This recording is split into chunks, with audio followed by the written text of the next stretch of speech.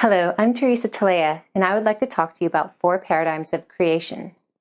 The typical religious God, the law of one, the universal singularity, Big Bang, and the conscious pure essence.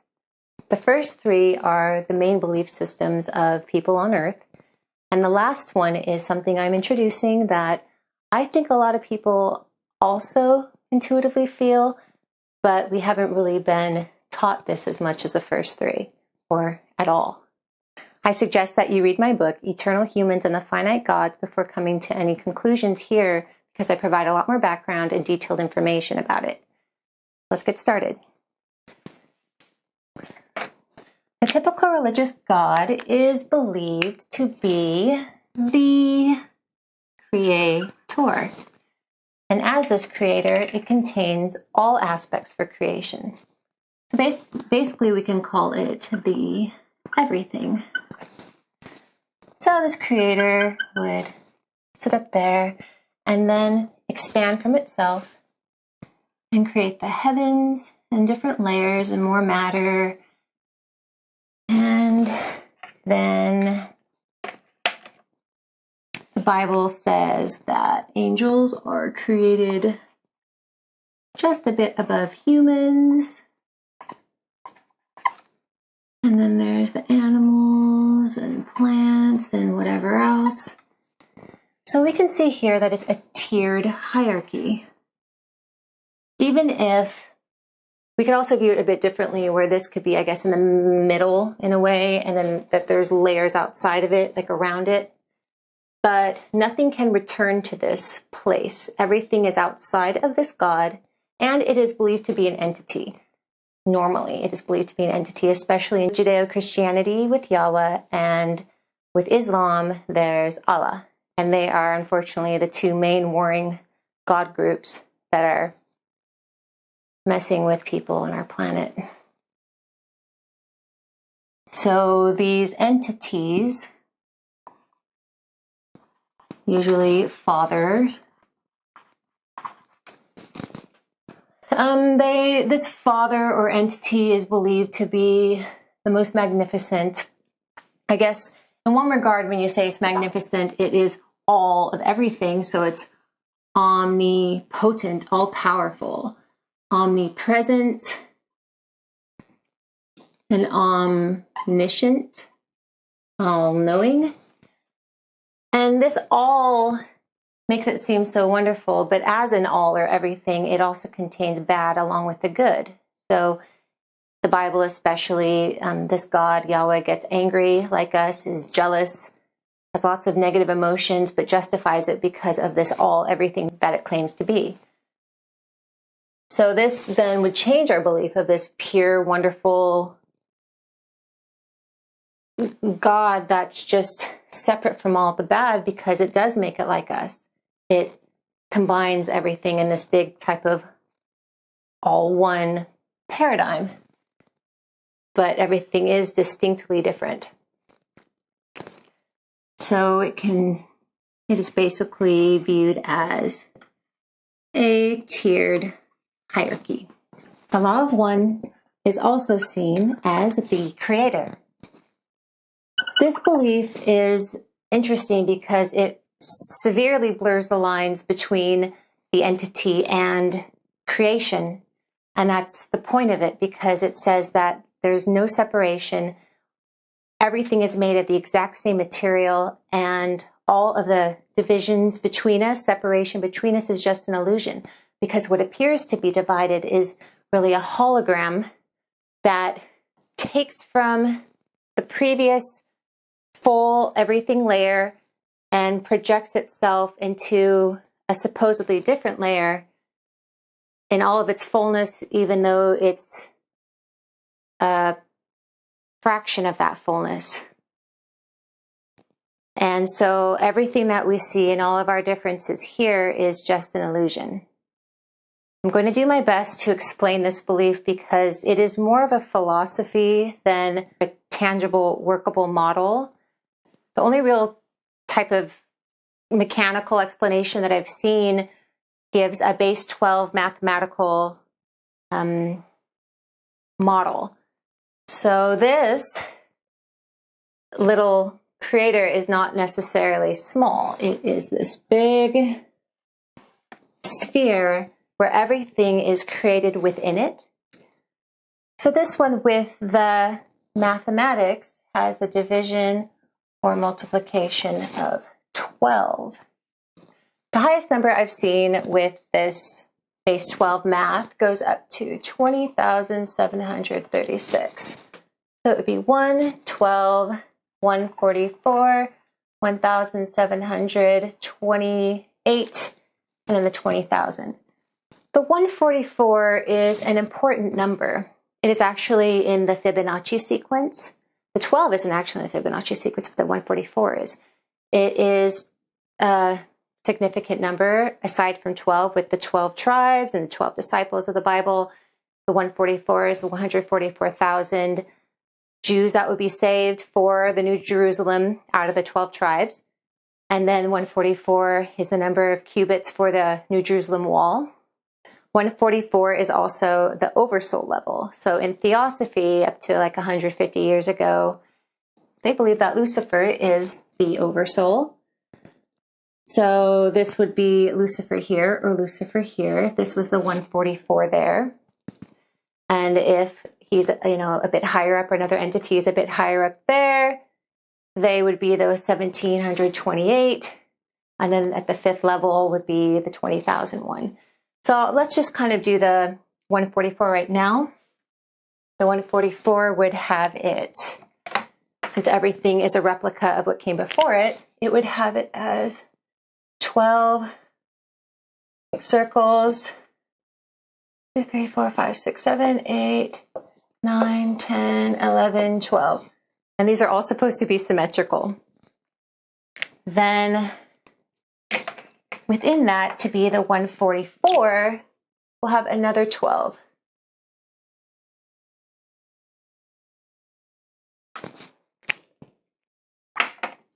Since we're kind of counting backwards down as the God or God source, God, entity, so the lines are blurred. Then the 12 would be the soul level, and then the 144 where we are at is the physical level. So this belief says that in order to be the God source or God, since we're basically it anyway, we need to accrue all of our pieces that supposedly aren't pieces and gather them all back into ourselves and then become the soul. So first here we are, say that this is us here, and I have to gather together 12 twins, which are dual decaplets. And then eventually I'll become the soul at the next higher dimensional universe. And then I gather these other 12 aspects of me to become that one, which is also the 144.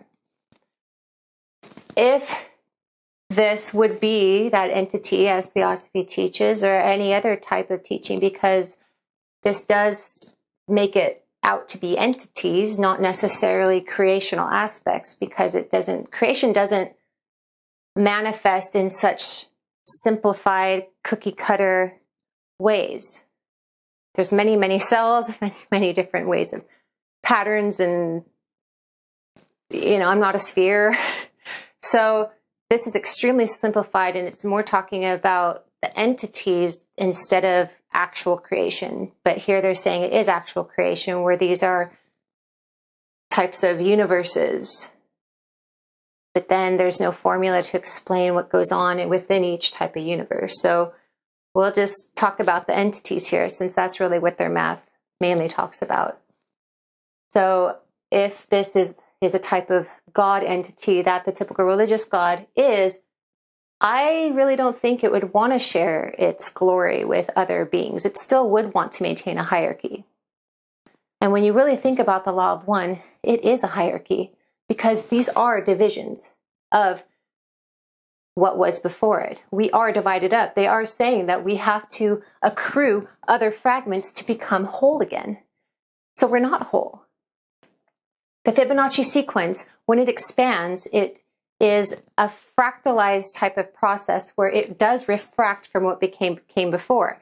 and refractions bounce off. They don't have as much integrity. So the supposed infinite expansion of the Fibonacci sequence actually doesn't expand past the golden mean. And that is the 1.618 fraction when you divide the current number into the one after it. It gets significantly smaller and smaller until it just stops expanding. And this is what it kind of does if you really take it further. And the 144 in that Fibonacci sequence actually is where the expansion stops. In terms of retaining original structural integrity, the law of one is more of a belief than a tangible reality. And the typical religious God belief is what is indoctrinated to people here. But when you go into other realms and dimensions where a lot of these God group entities are, most of them actually believe in the law of one because they know that they need to work together or be together. And so there are many who still claim hierarchy, and definitely ones that have hierarchy. Like there's Archangel Michael and his cohorts and Lucifer and his own and things like that. But they are more aware of the connectedness than we are because we've been severely fragmented here. In order to work together with some hierarchy, they have more of a hive mentality. And this is what I see as more of a hive mentality. The universal singularity, Big Bang, is also seen as the creator. It started off as something very small, as that singularity, and then it erupted and got really, really hot, really fast, and spread out. But even before that eruption, it contained the fundamental aspects for creation in subatomic particles. So here this was and got really, really hot and just expanded outward and outward. And it's still expanding to this day, in part because atoms that collide, annihilate, and then become energy again, and then reform into new creation. But that can only happen for so long. Like I said, with the Fibonacci type of process of expansion, where our universe is based on fractals. It does have fractals with the pattern and everything, with leaves and the Fibonacci spiral. So inherent in this model is decay. So when these energies are reformed, they create new substance, but they can only do it so long. So with the Big Bang, cosmologists and quantum physicists are saying that eventually the entire universe will become completely frozen and stop expanding, or it'll start kind of drawing back into itself.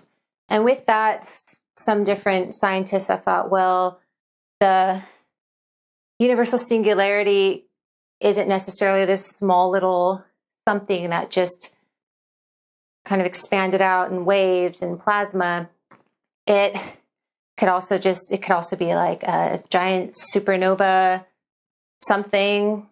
It could be now a black hole, very big black hole that defies the properties of our smaller supermassive black holes. The difference between the Big Bang theory and the other two is that typically it is believed that this original creator, although it has the fundamental aspects for creation and can be called an everything, it doesn't have consciousness. That's still where it gets a little iffy with this, because a lot of scientists believe in evolution, where we have to accrue more matter, as if matter in the brain and expansion creates more intelligence and more consciousness. But this creator itself seems to be doing pretty well by having these already the fundamental aspects with it. So I don't know how far science is really going to talk about, consciousness in the Big Bang.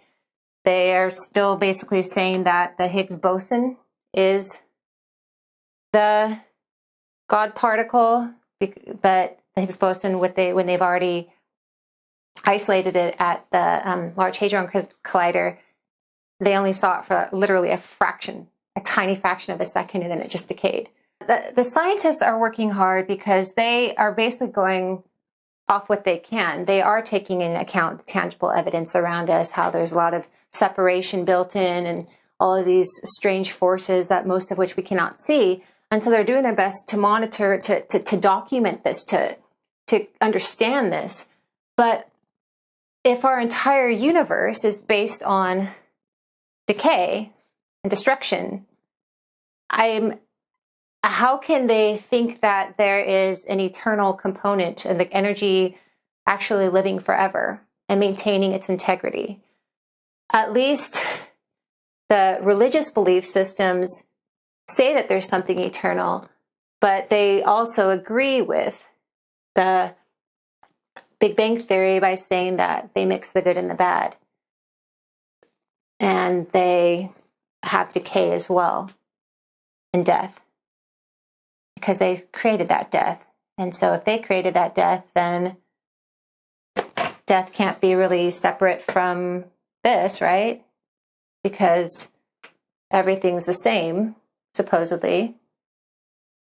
And with this one, God's just basically in a dimension, a realm beyond us, not really loads far away from us, and has all of these negative emotions and wrath and destruction in his actions. So I don't see much eternal nature in that as well. This, back to the law of one, it is literally seen as the everything, because it is everything, which who knows if this one also can be seen as literally the same as that one if you take into that entity part of it into account. But here with the Big Bang, it is not considered to be literally everything. It has the fundamental parts of it that expand outward. Light didn't even exist in the beginning because the matter had to kind of come together in a way to allow the light to shine through.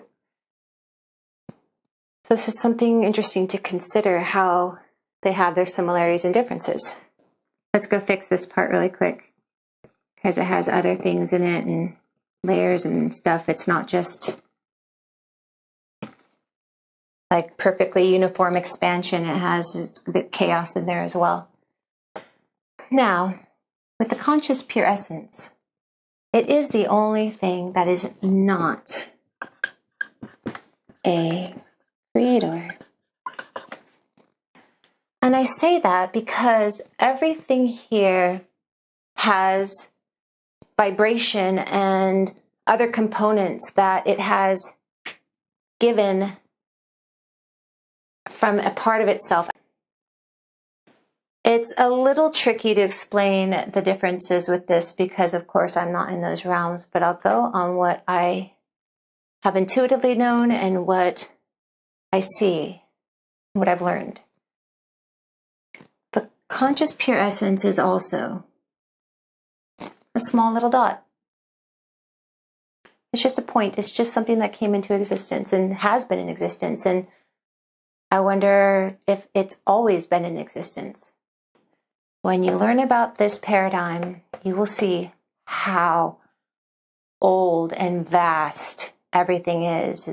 It can become unfathomable to even think that there isn't a beginning.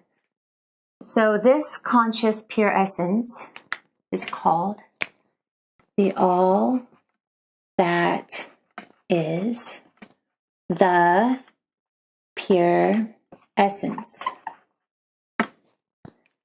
It is called the all that is because it literally is. It doesn't vibrate. It doesn't bilocate. It literally just stays where it is. It is the true being state. And it is consciousness. It's an essence. It has its own identity. It is what it is. It is the pure essence. And this is an important description because the entities who teach the law of one also know about the all that is, but they don't really know about the all that is because they're still kind of based in this different belief That's very entity-based, very everything-based.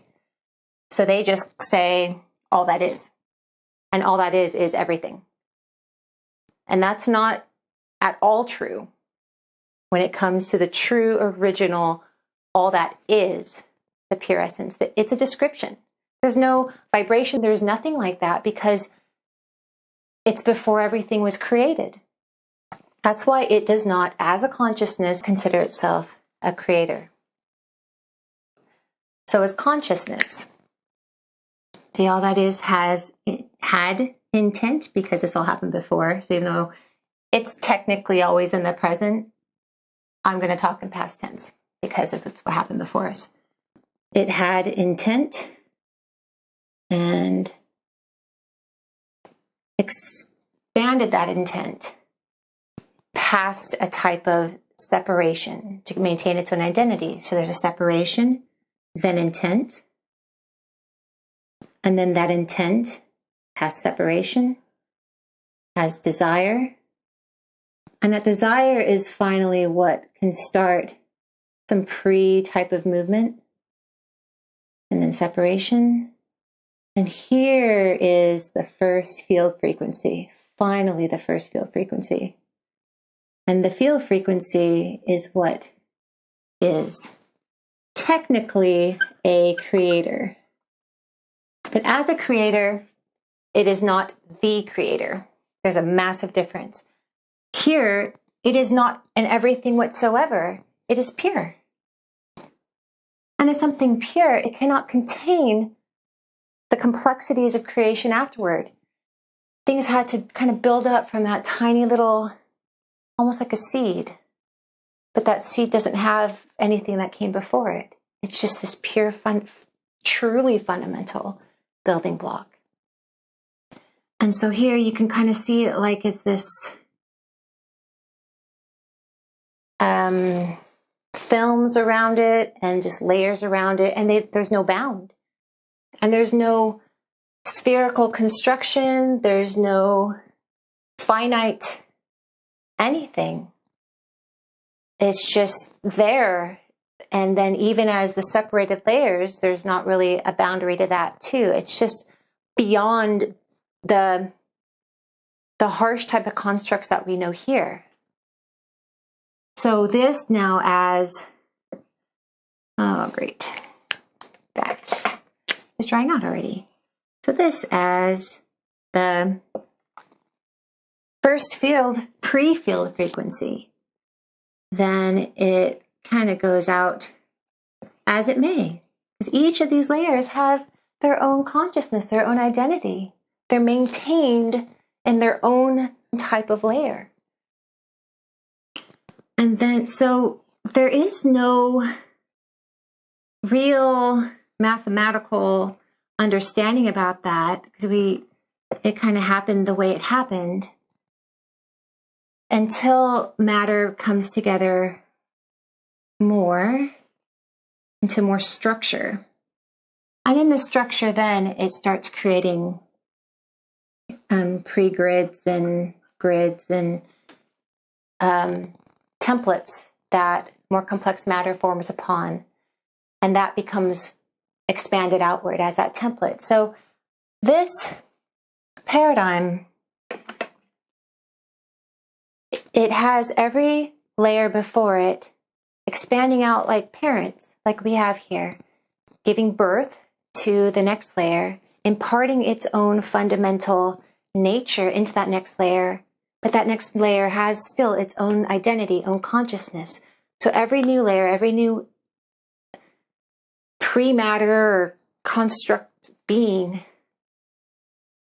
always has its own identity because it takes the imprint from what came before it, which fundamentally it would go back to the pre-field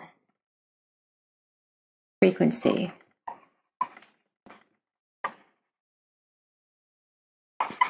The pre-field frequency would be our earliest imprint, and that carries the communication with the all that is, the pure essence, because that is beyond the field frequency.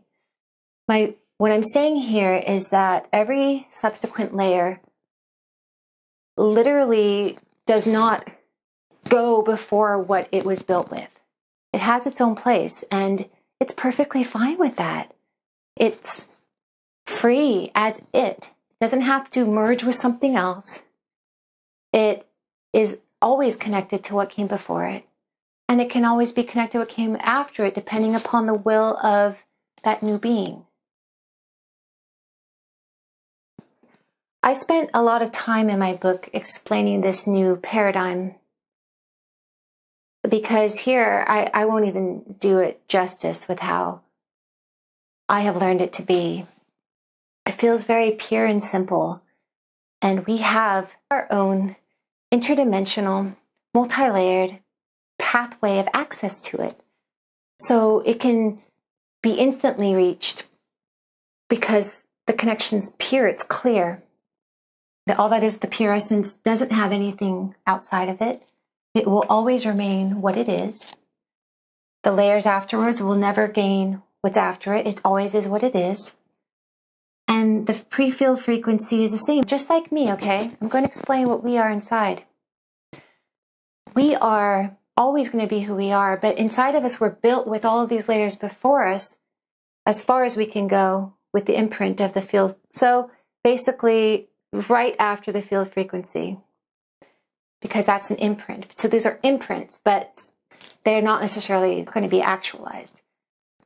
Other parts of us are more formed imprints. It's kind of interesting. This language is just not going to do it justice. So what I'm saying is that when something is very simple, and then it gets more and more combined and complex, it can mimic what came before. It can be very close to what came before it, but it's not that, because it has something slightly different. So the later imprints in our own being that we haven't actualized yet, because we haven't gone to those levels, obviously, we're way out here in this fragmented universe. We then, with the right conditions that I go into in my book, that validates a lot of religious teachings and even scientific teachings, we can transform and become those inner layers over time, or cause and effect. And then we can eventually become, if we want to, it's not even like a necessary thing, but if we want to, because we're made with this, we can become fully actualized with all of those layers that can be actualized. And then we're literally right next to the pre-field frequency with really fast access to all that is the pure essence. So this is definitely eternal energy, no doubt about it, nothing bad at all in it. And so as creation kept happening with all of these different wills, that is when they can decide to take creation in a different direction. That is when they can start mixing in some, different little energies there and say, oh, well, yeah, this is all good and dandy with all this beautiful flowing eternal energy, but, I'm kind of done with that, and I'd like to see something else. I'd like to do something else and see if I can maybe improve upon that, because this is getting old. Who knows? But a lot of the God creator entities definitely have that mad scientist bug where they want to make something different. And they want to make something supposedly better according to their perception of better.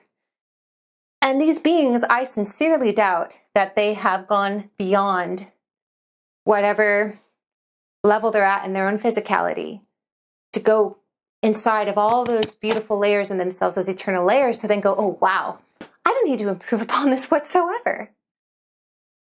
It's so abundant and so full and so beautiful. This is the true quote unquote oneness that there is. We're not all submerged together. We're not becoming each other. We truly love and respect each other and coexist together in harmony. That's just the most amazing thing, recognizing each of us as we are, We don't have to change to be something different because we're already this being already inside. We are made to be eternal. And so the more you cut that off and you fracture and fragment and refract what is eternal, it will have destruction, massive destruction, massive destruction, massive destruction.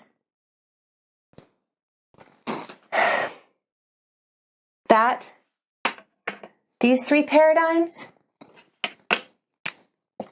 are right here.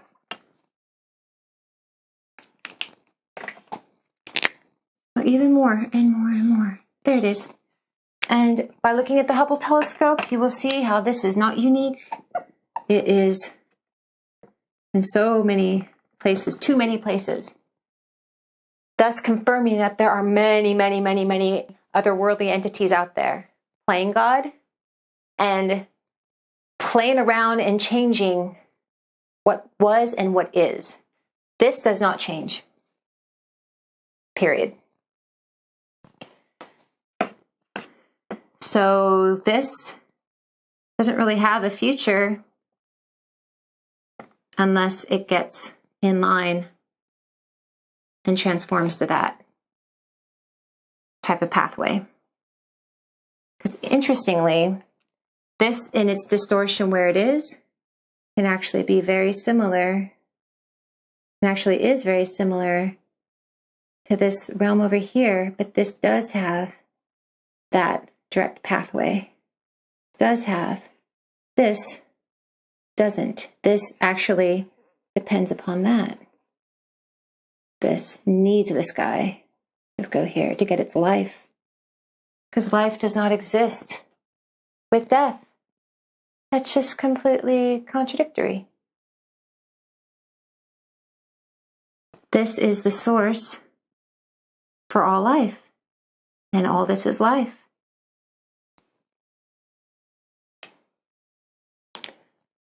This is not eternal. I would like to add that physicists are increasingly exploring the possibility of other dimensions and realms that could even go faster than light, where the theoretical tachyon particle is. But where they're going is more towards the law of one. They're incorporating accepted belief systems into their science without really pushing science further.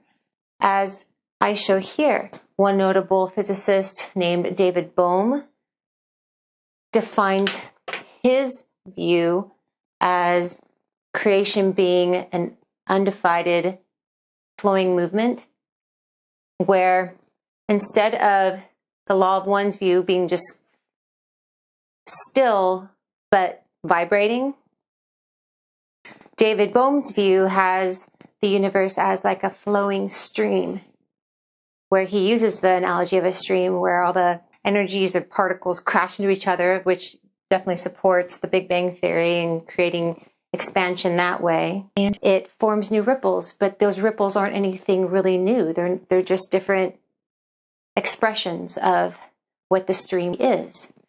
He still supports the fractal, fractioned way of creation, though. And I'd like to correct what I said earlier really quick when I said that there was no real expansion. I mean it when you are talking about the fragments, because it is fragments when each new step is less than the one before. And that's what the 1.618 is, the prior being divided into the subsequent number, the current number, not the other way around. If you do it the other way around, where the current number is divided into the back one, it would be 0.618. So anyways, yeah, an expansion of 0.618 is almost half. That's why it's not really expanding further. It's crippled. So my hope is that physicists, I know they can't really compare it to eternal life because it's not manifest here, but the imprint and our knowing and what we can sense really is manifest. It is there. This energy is there. Just talking about it, I felt it. It has that connection. It's very real. Just because if we can't measure it or see it, we say it's not real, but that's not a valid deduction. We're a lot more than this.